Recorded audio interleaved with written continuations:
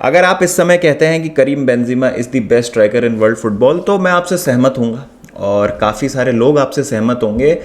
Majority लोग जो हैं वो इस बात से अग्री करेंगे कि करीम बेंजिमा से बेहतर नंबर 9 इस समय कोई है नहीं। और जिस तरीके से उन्होंने रियल मैड्रिड को लीड किया, जो उनका चैंपियंस लीग में रन रहा है, अगर आप नंबर्स देख लें उनके पिछले 2-3 सीज़न में, ना केवल इस सीज़न बट जब से क्रिस्टियानो रोनाल्डो गए हैं रियल मैड्रिड छोड़ के, उसके बाद से जो जिम्मेदारी उठाई है करीम बेंजिमा ने रियल मैड्रिड के लिए इंपॉर्टेंट गोल स्कोर करने की, उससे पता चलता है कि वो किस तरीके से लीडर बन गए हैं इस टीम में, एक मतलब फेस बन गए हैं रियल मैड्रिड का। और कैसा उनका सफ़र रहा है, मतलब क्या है करीम बेंजिमा को जो मतलब उनको इतना एक्सप्लोसिव बना दिया जिस चीज़ ने in the latest stages of his career. मतलब अभी करीम बेंजिमा 34 साल के हैं और यूजुअली जो प्लेयर्स का पीक आता है वो 26-27 के आसपास आता है, और लेकिन यहाँ पर जो है करीम बेंजिमा अभी भी 34 साल की उम्र में इतनी बेहतरीन फुटबॉल खेल रहे हैं। और मेरे हिसाब से उनका ये बेस्ट टाइम है, बेस्ट पैच है एज अ प्लेयर जो मैंने करीम बेंजिमा को उनकी करियर में फ़ुटबॉल खेलते हुए देखा है। तो एक बार नज़र डाल लेते हैं कि करीम बेंजिमा का सफ़र कैसा रहा इस पॉइंट तक।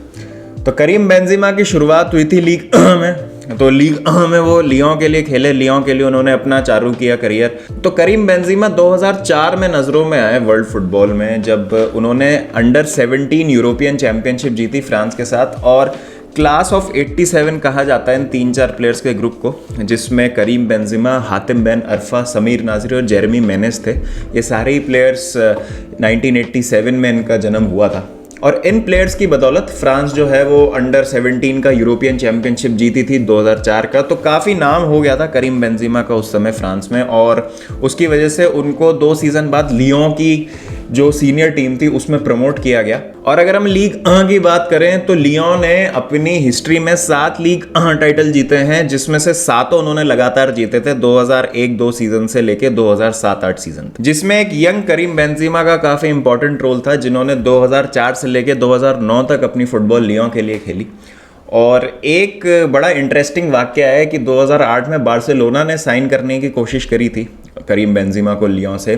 तिशी बेगिरिस्ताइन जो उस टाइम पे बार्सिलोना के सेक्रेटरी थे, वो गए और लियों के साथ नेगोशिएट करने की कोशिश करी। करीम बेंजिमा भी उस मीटिंग में मौजूद थे, लेकिन वो उस समय करीम बेंजिमा से इम्प्रेस नहीं हुए और उन्होंने करीम बेंजिमा को साइन नहीं किया, ये बोल के कि पूरी मीटिंग के दौरान करीम बेंजिमा हमको थोड़े शाय लगे, उन्होंने आई कॉन्टैक्ट ही नहीं बनाया हमसे पूरी मीटिंग में बात करते समय, तो इसलिए हमने उनको साइन नहीं किया। उनकी पर्सनैलिटी में वो स्पार्क नहीं दिखा हमको। चलिए ठीक है, कट टू 1 ईयर लेटर एक मेगा ट्रांसफ़र विंडो होती है। अगर हम बात करें रियल मैड्रिड की, तो जो गैलेक्टिकोस वाला एरा है वो ख़त्म हो चुका है। लुइस फिगो रिटायर हो चुके हैं, ज़िनेडिन ज़िडान रिटायर हो चुके हैं, रोनाल्डो R9 अब अपनी पीक पे नहीं है, वो भी मूव ऑन कर चुके हैं, AC मिलान आ चुके हैं वो।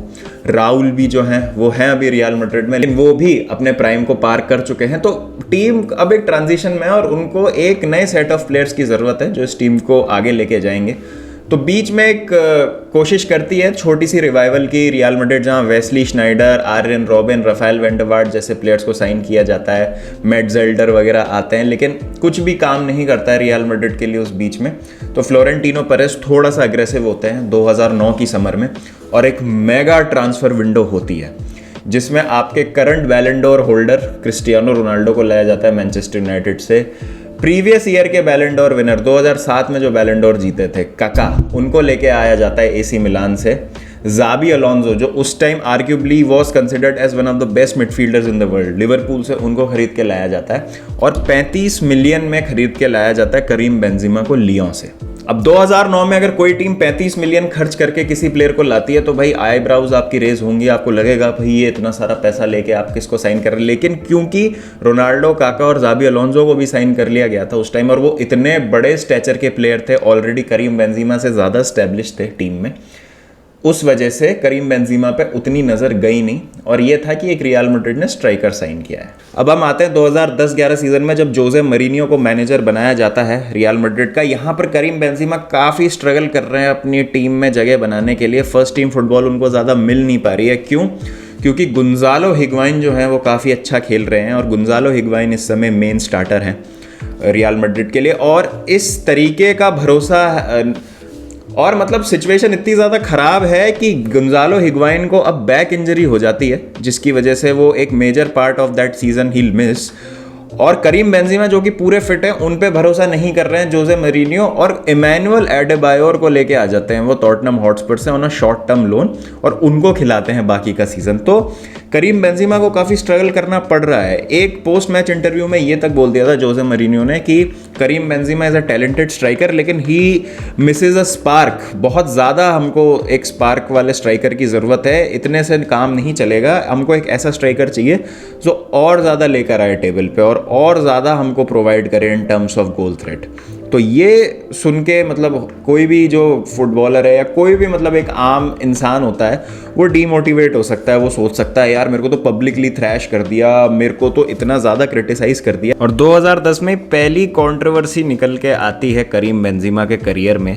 ये एक 2010 का वाक़या है जहाँ पे हातिम बेन अरफा, फ्रैंक रिबेरी और करीम बेंजेमा कुछ अनसोलिसिटेड एक्टिविटीज़ में फंस जाते हैं। अब देखिए मैं स्कैंडल के बारे में ज़्यादा डिटेल में तो बात नहीं करूँगा, लेकिन मैं आपको समराइज़ कर देता हूँ कि जिन महिला के साथ इन्वॉल्व थे ये 3 प्लेयर्स जिनके मैंने अभी नाम लिए, वैसे तो ये सारी एक्टिविटीज़ लीगल हैं फ्रांस में, लेकिन वो जो महिला थी वो 18 साल से कम उम्र की थी। लेकिन बाद में जो है चार्जेस ड्रॉप कर दिए गए क्योंकि एविडेंस कुछ मिली नहीं, और पब्लिकली भी कुछ ऐसा एविडेंस आया नहीं, ऐसा प्रूफ नहीं आया जिसमें इनका इन्वॉल्वमेंट कुछ इंटेंशनल दिखा। और क्योंकि ये प्रूव हो गया कि इनको एज पता नहीं थी उन महिला की, तो इस वजह से उनको छोड़ दिया गया और चार्जेस जो है वो ड्रॉप कर दिए गए। अब आगे इसके बारे में अगर आपको डिटेल में जानना है तो प्लीज़ सब कुछ अवेलेबल है इंटरनेट पे वेरी इजीली, आप अपनी रिसर्च खुद करें। मैं इस पे ना ओपिनियन देने वाला, ना मैं ये बोलने वाला क्या सही क्या गलत। तो यहीं पर ही बेंजेमा और मरीनियो की अनबन खत्म नहीं हो जाती है। एक इंटरव्यू में और क्लियरली बोला कि बेंजेमा बहुत लेजी हैं, लेट आते हैं ट्रेनिंग पे, और ट्रेनिंग पे भी आते हैं तो सोती हुई हालत में आते हैं। तो अगर मुझे बेंजेमा के लिए ट्रेनिंग रखनी है तो दोपहर में रखनी होगी, क्योंकि 10 बजे ये बंदा आता है ट्रेनिंग पे और 11 बजे फिर सो जाता है। लेकिन इतना ज़्यादा क्रिटिसिज्म झेलने के बाद करीम बेंजेमा ने मेहनत करी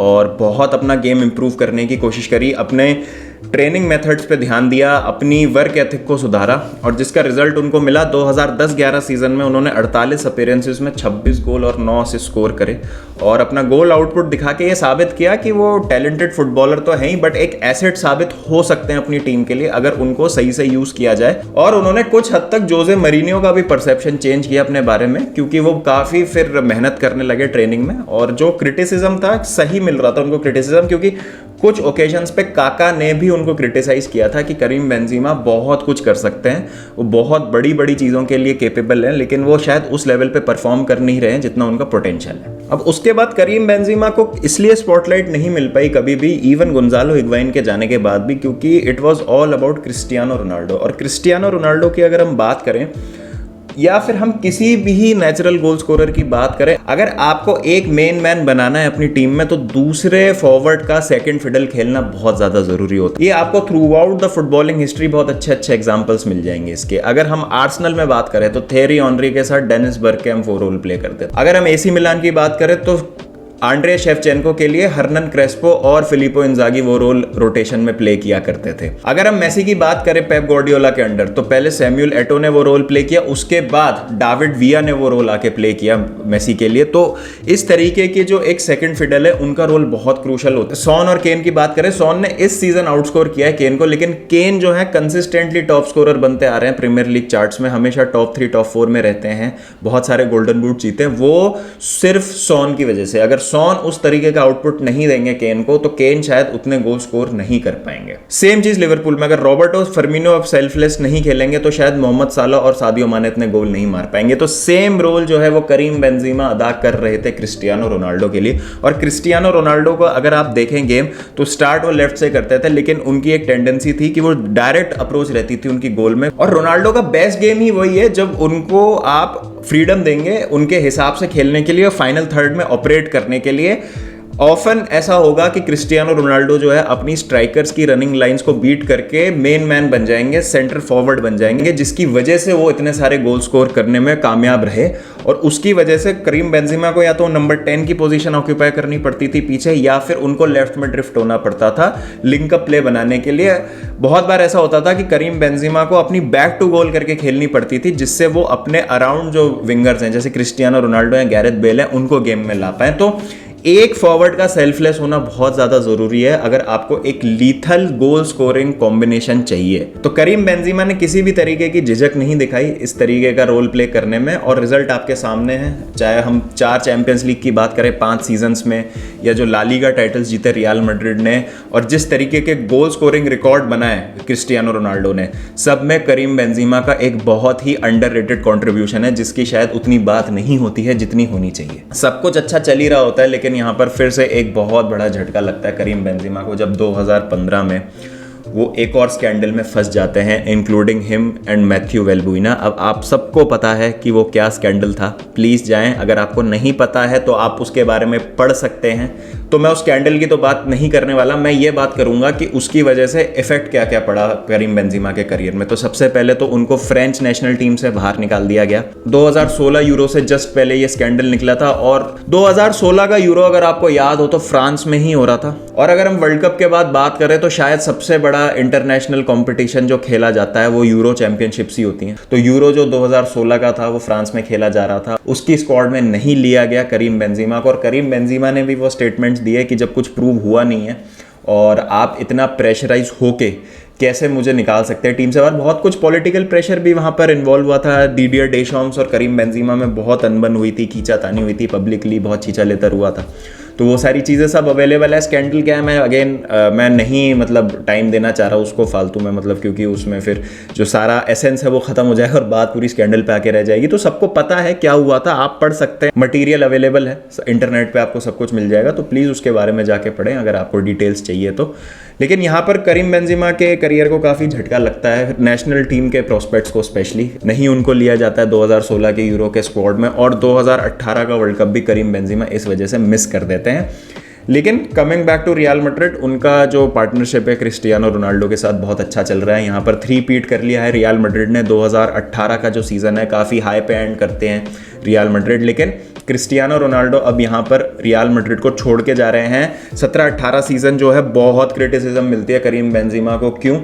क्योंकि नंबर जो है करीम बेंजीमा के बिल्कुल भी अच्छे नहीं है। 32 मैचों में सिर्फ 5 गोल स्कोर करते हैं 17-18 सीजन में करीम बेंजीमा।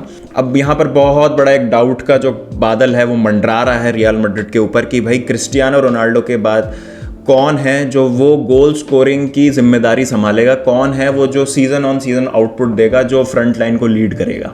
और रोनाल्डो के जाने के बाद जैसे ही करीम बेंजीमा को वो रोल दिया जाता है, आप उनके नंबर्स में बढ़ोतरी देख लीजिए। और इतना अच्छा परफॉर्मेंस रहता है करीम बेंजीमा का कि सारे गिले शिकवे भुलाकर वापस से उनकी फ्रेंच नेशनल टीम में वापसी हो जाती है। डीडियर डेशॉम से जो उनकी अनबन हुई होती है उस सबको साइड में रख दिया जाता है, और वापस से जो है फ्रेंच नेशनल टीम में यूरो 2020 खेलने के लिए करीम बेंजीमा को फ्रेंच नेशनल टीम में वापस बुला लिया जाता है। और हम आते हैं अब इस सीज़न पे, जहां पर करीम बेंजीमा ने मेरे हिसाब से अपने करियर की बेस्ट फुटबॉल खेली है। और जिस तरीके के उन्होंने क्रूशल गोल्स मारे हैं, जब जब टीम को ज़रूरत रही है तब तब उन्होंने गोल स्कोर करे हैं। चाहे हम PSG के अगेंस्ट सेकेंड लेग में हैट्रिक की बात करें, चेल्सी के अगेंस्ट हम स्टैमफोर्ड ब्रिज में हैट्रिक की बात करें, करीम बेंजीमा ने बहुत इंपॉर्टेंट गोल्स मारे हैं। सेमीफाइनल में भी उन्होंने मैनचेस्टर सिटी के अगेंस्ट एक क्रूशल पेनल्टी कन्वर्ट करके रियल मैड्रिड को फाइनल की क्वालिफिकेशन दिलाई थी। और उनका काफ़ी अहम रोल था फाइनल में भी लिवरपूल के अगेंस्ट, जिस तरीके से वो इन्वॉल्व हो रहे थे लिंकअप में।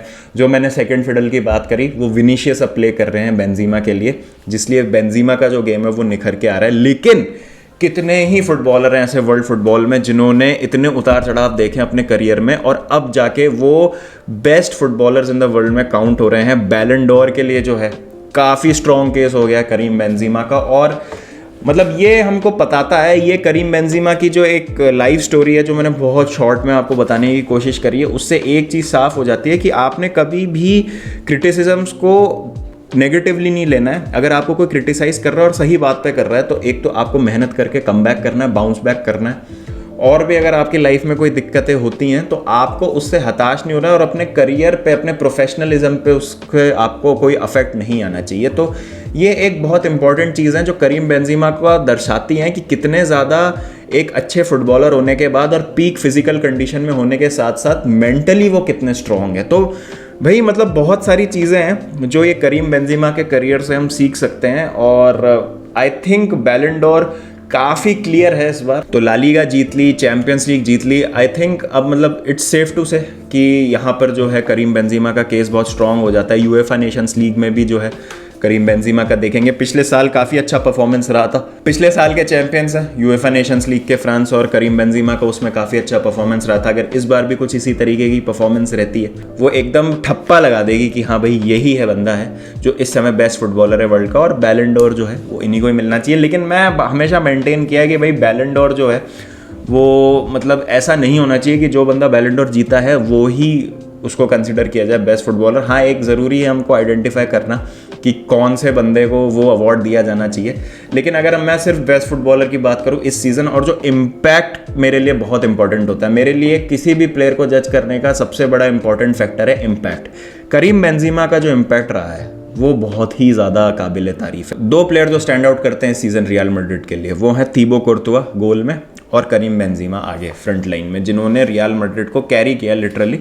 बाकी मॉडरिच वगैरह ने तो मतलब अपना काम किया ही है मिडफील्ड में, वो उनके लिए तो जितनी तारीफ की जाए उतनी कम। लेकिन करीम बेंजीमा के लिए एक स्पेशल मेंशन करना ज़रूरी था, क्योंकि इस तरीके के आपको एग्जाम्पल्स बहुत कम मिलेंगे कि एक बंदा जो सेकेंड फिडल खेला अपने पूरे करियर में, और फिर मतलब वो आके और जिस तरीके से उसने शोल्डर करी रिस्पॉन्सिबिलिटी और उसको दिया जाता है मतलब कि भाई तू हमारा मेन मैन है और तेरे को अब यहाँ से है ना आगे लेके जाना है, तो वो अगर आपके भरोसे पे खरा उतर रहा है तो मतलब इससे बेहतर कोई बात नहीं हो सकती। तो ये एक बहुत मतलब इंटरेस्टिंग केस स्टडी है करीम बेंजीमा का करियर।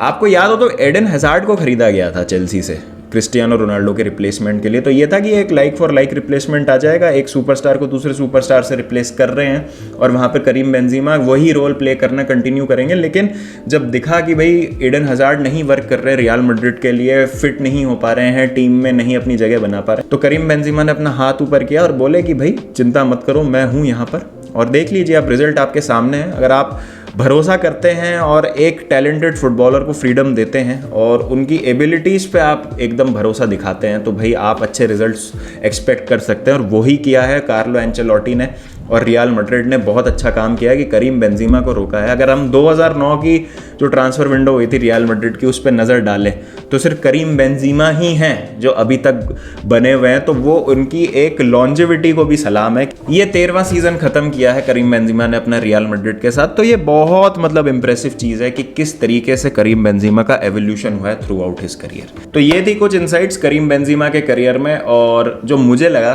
कि कुछ पॉइंट्स जो बात करनी चाहिए जिन पे इतनी बात नहीं होती हैं, और स्पेशली क्यों करीम बेंजीमा की करियर की जो जर्नी है वो इतनी इंप्रेसिव है, उसको हमको हाईलाइट करना बहुत ज़रूरी है।